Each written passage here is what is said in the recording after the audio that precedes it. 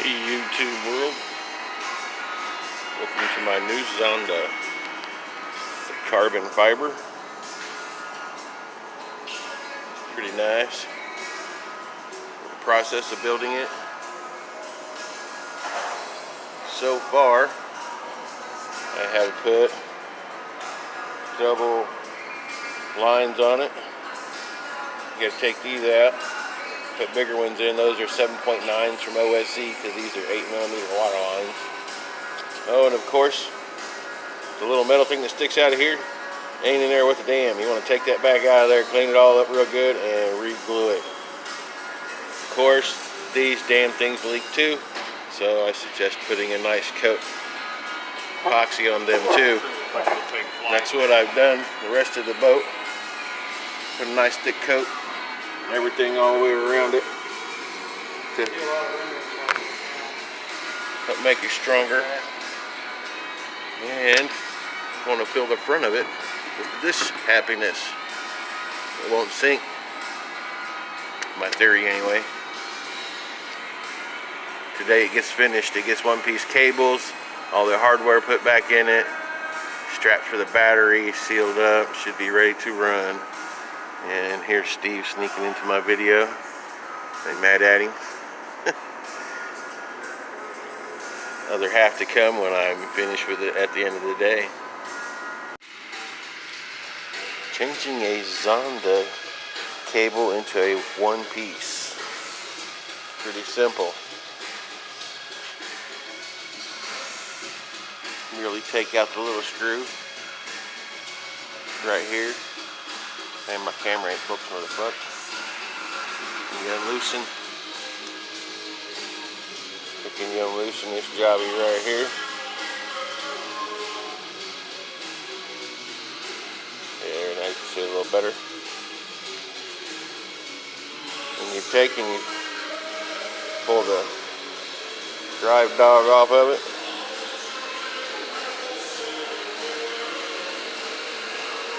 Pop out the piece. And you take that. Pull the original liner out of the hole because you can't use it no more. It's going to be too short. Take that rod that you just pulled out of there, stuff it in your new tube, and that's the distance you need right there. It needs to be that much longer. So you get you a Octura 187 liner. Measure that baby up, cut it to size. Don't forget to put Teflon liner around your Teflon liner. You know the stuff plumbers use? It keeps it from spinning and it keeps water from getting inside. I'm using their brand new cables, but they're old cables. These are for a Miss Geico 36 that I got. I replaced them with some fancy ones that I got from Das Boda, and these are just sitting around and they're brand new. I never even used them, and they're just a little bit too long, so I'll trim them to size and put them in my Zonda. Yeah, why not? There it is, finished. Pretty nice boat. I've already started getting rid of some of the stickers. I think it looks better like that already. They're all coming off here. They're horrible stickers. And a few things to it. Process of getting it ready. Of course, I always make the lid float. And inside here, I put Castle 6.5mm polarized plugs on everything I own, because all my batteries have that. Of course, OSC straps. I put some 8mm lines in there. It's got a 20 kg servo, Sanwa radio setup, dual cooling lines. The cooling lines you have to put in these 8mm grommets down here. Put some one-piece cables in there.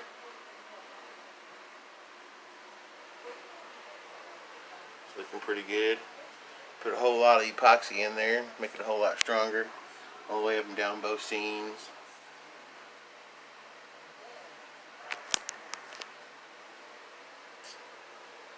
Should be good and solid. I put some foam in the tip of it.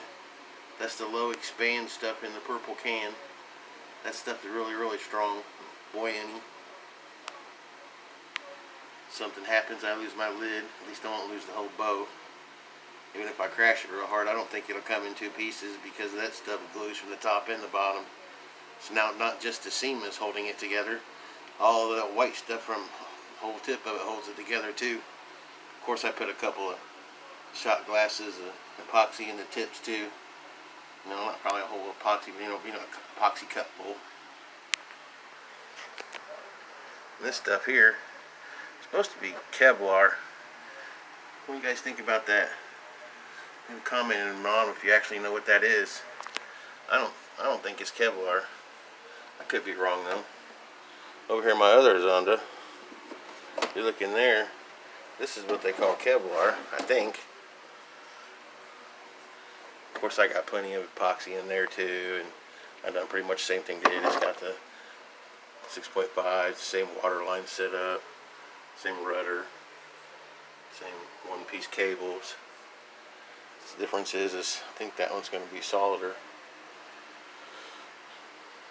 I got 17-15s I run on this one. That one's got some Das Boda props on the way. Some 18-16s I believe they are. I'm hoping to probably hit 100 miles an hour with that one. This one I'll go 83 with the setup I've got in it right now. And that's plenty for me, I think. I don't want to kill it. I like it too much. It runs beautiful. It runs flat. I've only crashed it once and it didn't take any damage. It was all my fault because I was getting too greedy with the throttle going into the wind. Cranked it open and it said bye-bye. And over here we got this sexy little thing. If you don't know what that is, that is a carbon fiber pursuit. And I did a little work on it too. I just put a different motor in it. It's got a 2000 something kV in there. I'm shooting for the 80 mile an hour mark with it come spring, hopefully.